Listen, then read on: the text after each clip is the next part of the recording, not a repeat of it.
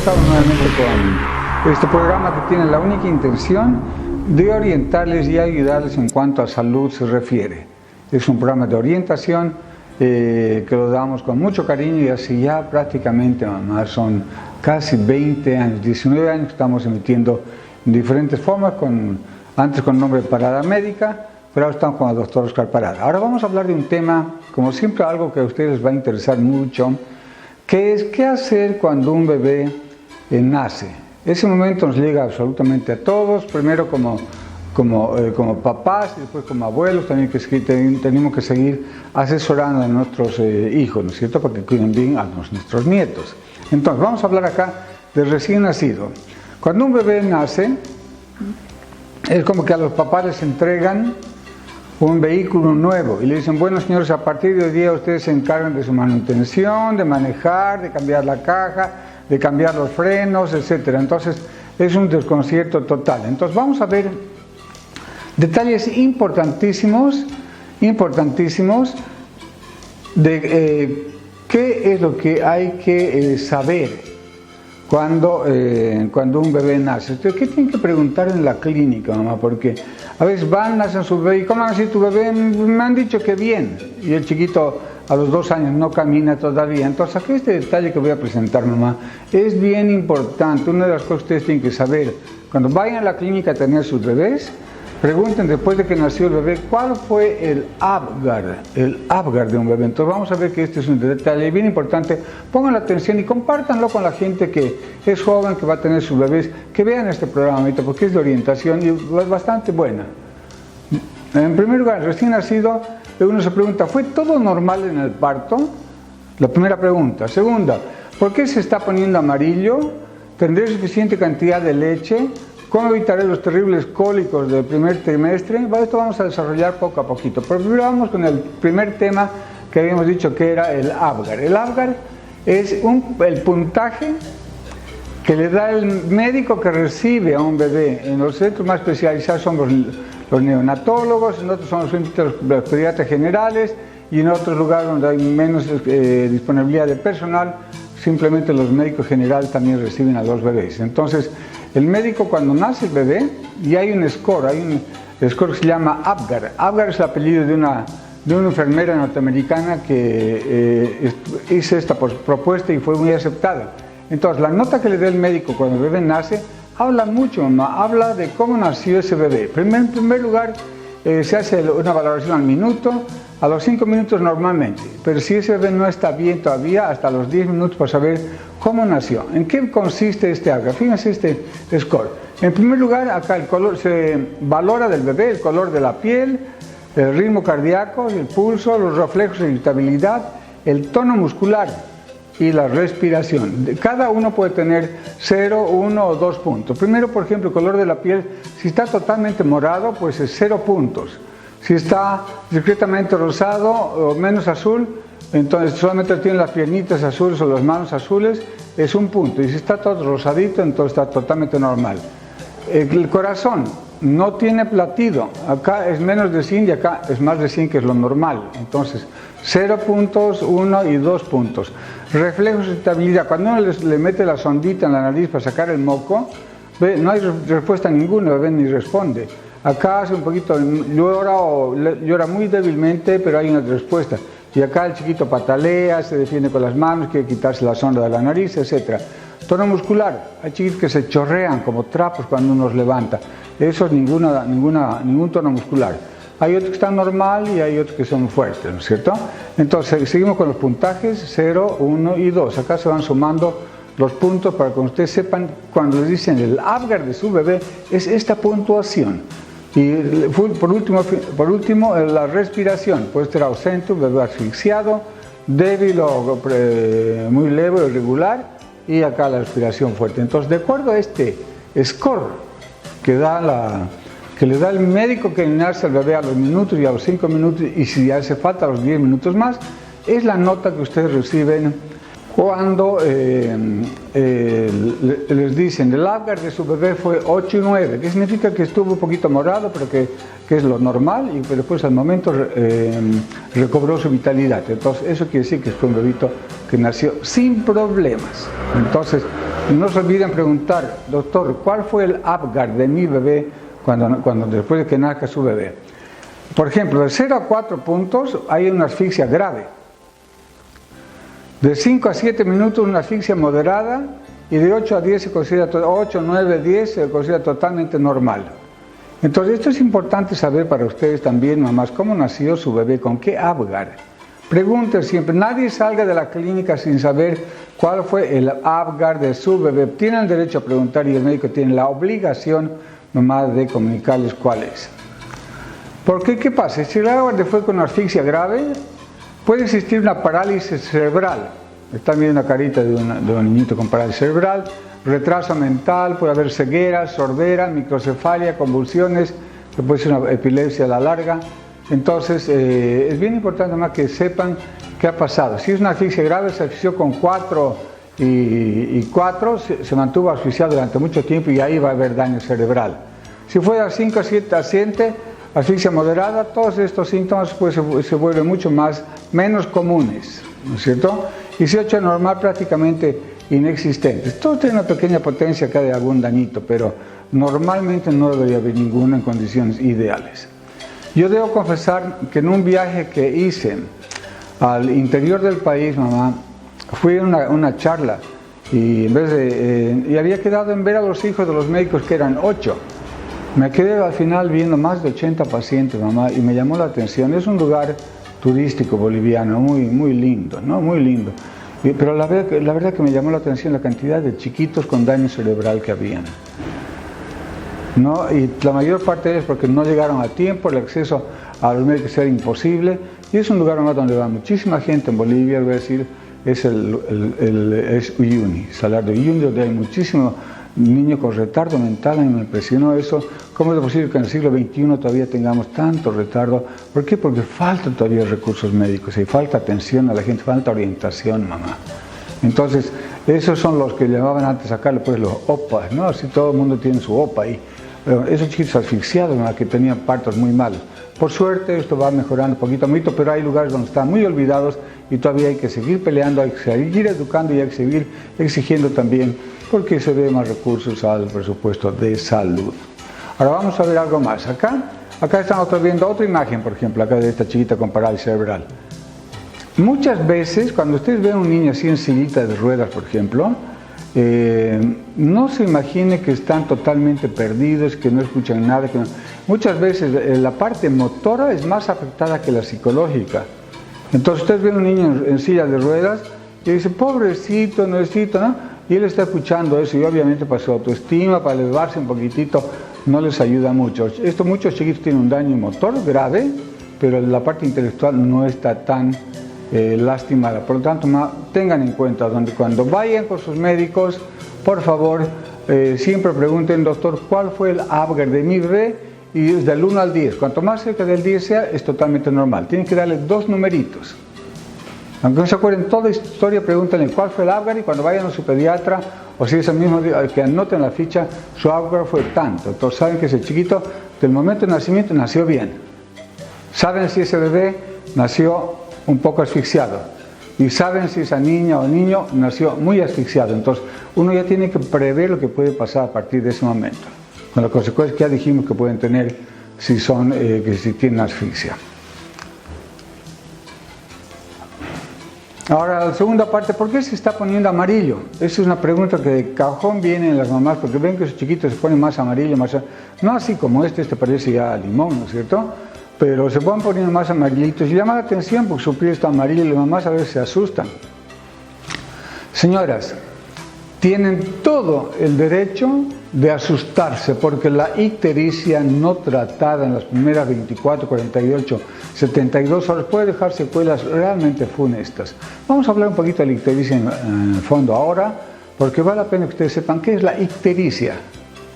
Algunos dicen, lo han esperado por histeria. No es histeria, es ictericia, ¿no? Es el color amarillento que adquiere la piel y las mucosas, ojitos, todo se vuelve amarillo. Entonces, vamos a ver qué pasa cuando es la ictericia. En primer lugar, es el color amarillento que presentan en la piel y mucosas hasta el 80% de recién nacidos normales. O sea, son amarillitos, todos tienen sus ojitos amarillos, pero eso es normal, mamá. Y esto ocurre porque en realidad hay una destrucción de los glóbulos rojos. Pero vamos a hacer un pequeño paréntesis ahora para hablar de nuestro librito. Bueno, estamos viendo acá el pediatra en casa. Son 2 tomos, el 1 y el 2.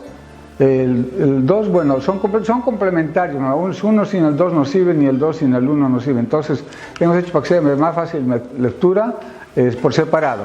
Usted está viendo, acá Griselda le está mostrándoles las imágenes. Son libros muy ricos en imágenes porque a la gente le gusta leer y ver los dibujitos y se comprende muchísimo más que cuando es solo texto, ¿no es cierto? Están bien dibujaditos. Este es un libro que fue la obra culmine de mi vida, y en la elaboración de las imágenes también me ayudó el doctor Rodolfo Jiménez, pero es una obra que mamá deberían tenerlas en casa. Muy bien, están viendo que está de todo un poquitito y con imágenes muy claritas. Gracias, Griselda. Entonces, estos libritos no están disponibles en el consultorio. Todavía pueden encontrar en una farmacia de fármacos, pero ya se están terminando el lote que les dimos y entonces podemos darles en el consultorio. Usted tiene que llamar solamente al 70 20 4209. 70 20 4209 y ahí usted puede pedir los libritos que se los envíen hasta donde usted se encuentra. Muy bien, volvamos a la charla.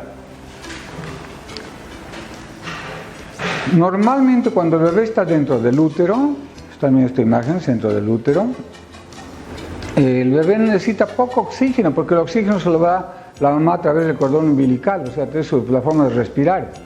Entonces el bebé está tranquilito, pero hay poco oxígeno al medio, o sea, en el entorno del estar flotando en líquido, ¿no es cierto? Entonces una vez que, y por lo tanto, como hay poco oxígeno, sus glóbulos rojos son inmensos, son muy grandes. ¿Por qué? Porque tienen que captar el poquito oxígeno que hay dentro, entonces tienen que captar. ¿Y qué es lo que pasa? Cuando el bebé nace, empieza a respirar aire puro con oxígeno, entonces esos glóbulos rojos sufren una destrucción masiva. Esos que son tan grandes y ya no necesitan tan grandes, necesitan más chiquititos, y estos se destruyen, y al romperse de acá a acá liberan un pigmento que se llama la bilirrubina, como la canción, me sube la bilirrubina. Entonces ese es el proceso por el cual los glóbulos rojos normalmente aumentan, porque hay otras causas que también los aumentan. Vamos a ver acá, por ejemplo, la incompatibilidad del grupo AB, que enseguida vamos a explicar.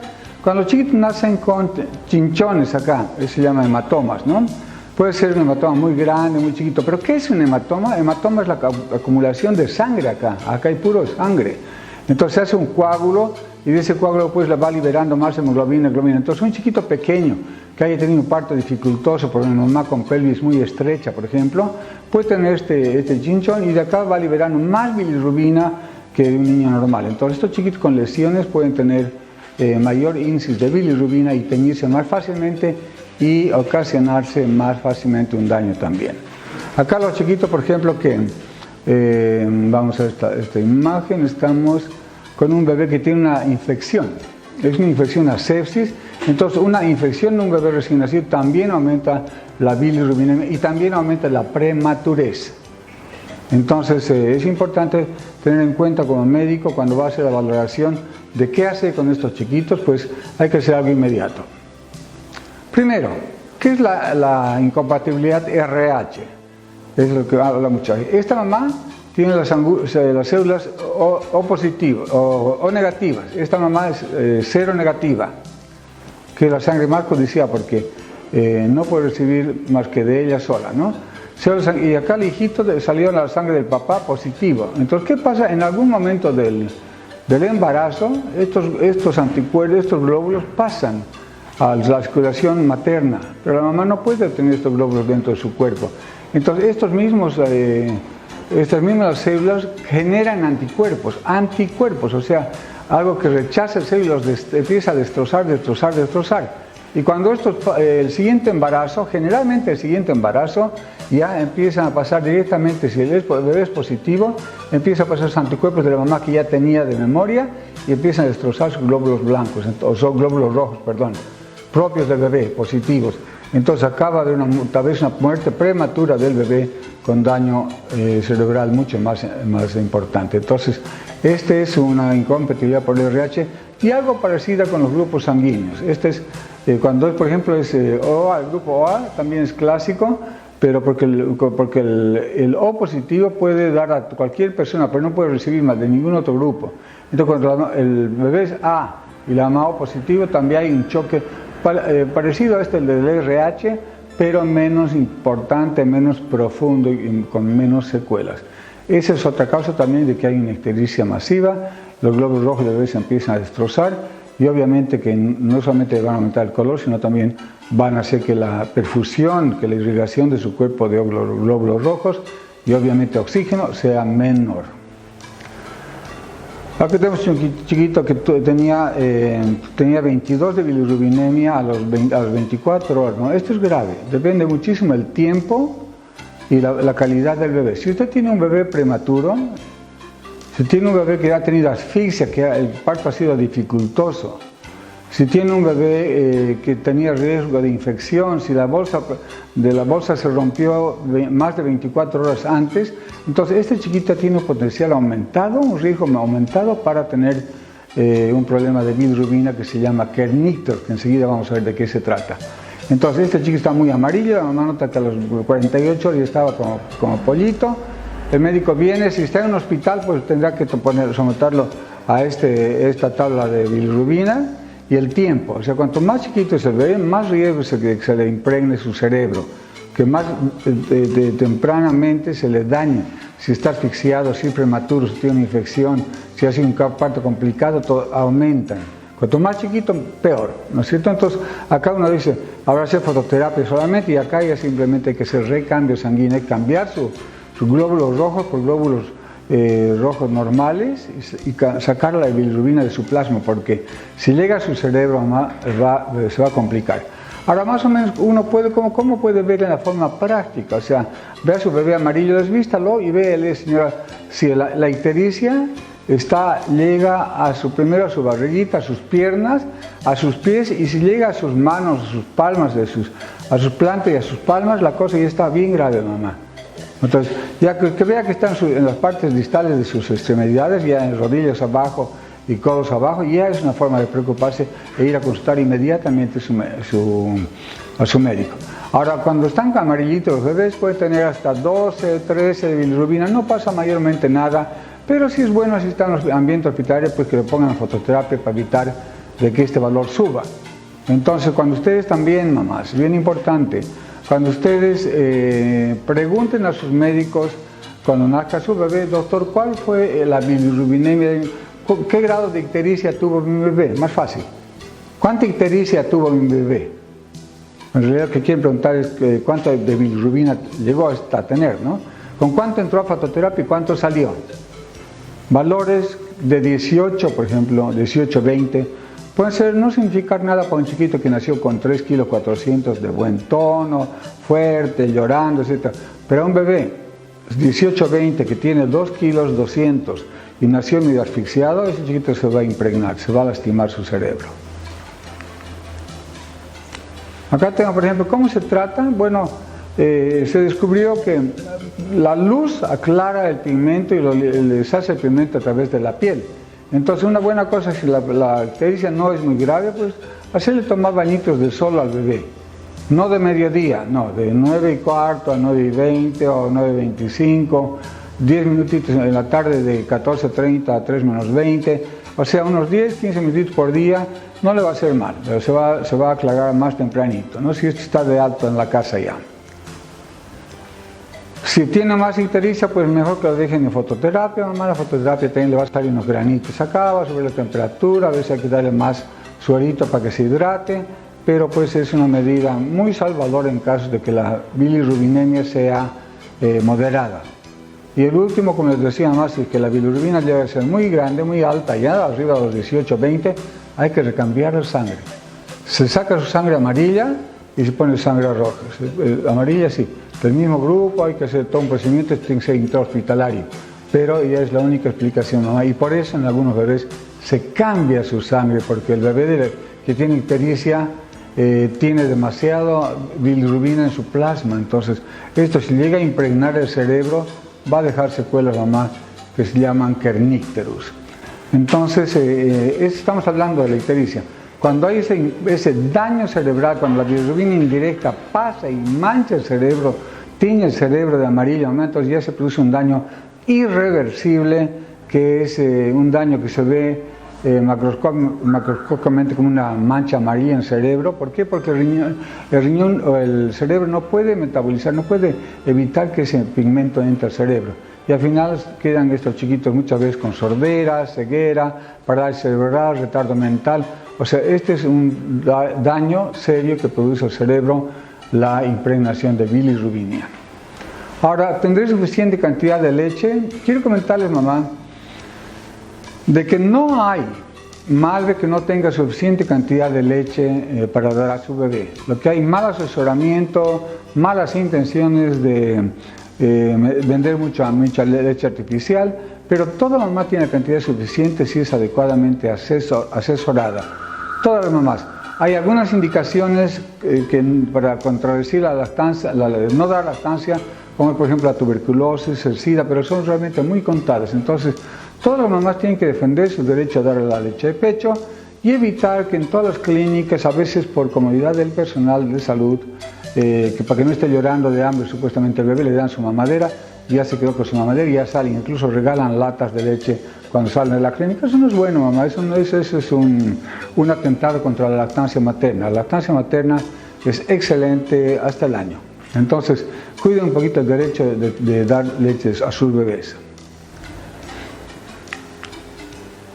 La bajada de leche, mamita, ocurre en los primeros 5 días. Los primeros 4 o 5 días va a tener una especie de leche, una leche bien amarillita, bien concentrada, que se llama calostro. Pero esa leche tan chiquitita y tan concentrada es un concentrado de vitaminas, de minerales, de defensa. Entonces es lo que su bebé necesita. Su bebé puede tomar leche por primera vez recién a las 48 horas, recibir algo de líquido, porque su cuerpo tiene las reservas como para estar 48 horas sin tomar nada. Entonces la naturaleza es sabia. Entonces todas las chupadas que su bebé realiza a su pecho, ¿no? Eso significa la cantidad de leche que va a bajar a los 4 o 5 días. La bajada de leche es generalmente una leche, le llaman gatuna, no es tan consistente todavía, pero tiene lo que el bebé necesita, suficiente cantidad de líquidos, de aporte de vitaminas, de todo. Entonces, mamá, sigan la naturaleza, no den leche maternizada o fórmulas desde el comienzo, defiendan la capacidad de tener leche en su propio pecho. Después de la leche de transición, que es como leche gatuna, entonces recién viene la leche definitiva, que es la leche que se va acomodando incluso a la edad, a los requerimientos y al peso del bebé. Acá simplemente hacer una pequeña aclaración, mamá. Cuidado con el sobreabrigo, porque el sobreabrigo crea una demanda de líquidos al bebé por sed, y los demás piensan que hay que darles más leche, y estamos viviendo en la actualidad una enfermedad del siglo XXI que es la obesidad. O sea, vean a sus chiquitos, y yo no estoy de acuerdo, públicamente lo digo, en que no hay que darle agua a los bebés. Sí, mamá, se les puede dar perfectamente agua, porque el requerimiento de agua de un bebé es increíblemente alto, y los requerimientos muchas veces en un lugar tropical o un bebé que sobreabrigan mucho, no compensa la leche materna. Entonces ahí estamos teniendo el calostro, después viene la leche de transición y por último la leche definitiva. Para que tenga una buena lactancia más importante, con esto vamos a terminar el tema, no sobreabrigar, no debe transpirar ni la mamá ni el bebé y deben hidratarse adecuadamente. Acuérdense que la gran cantidad de leche es también puro agua, ¿no es cierto? Acá vemos una foto de una paciente en La Paz. Fíjense, ella tenía el posparto, estaba súper ultra abrigada, porque le decían que para que no tenga posparto tiene que estar transpirando, súper bien abrigada. Y el bebé estaba exactamente igual. Entonces, eso además es una costumbre ancestral ya, que deshidrata a los bebés, les hace tener mucha sed. Y recuerden que Bolivia durante muchos años todavía no puede superar su segundo lugar en Latinoamérica de muerte por bronconeumonía en los bebés chiquititos. Entonces, no los fajen, nunca los fajen a los bebés, porque el fajarles también les produce displasia de caderas. Muy bien. Y el último tema que es el tema de los cólicos. Lo vamos a dejar para el siguiente programa, mamá, pero no se olvide que es un tema bien importante. Vamos a decir cómo evitar que sus bebés lloren desesperadamente y usted también entre en la desesperación, los cólicos. Muy bien, eso ha sido todo por el día de hoy. Lo esperamos en nuestro programa de Facebook todos los miércoles a las 22:00 y también estamos en Facebook en la misma dirección, dr.oscar Parada. Muy bien, eso fue todo. Gracias y hasta luego.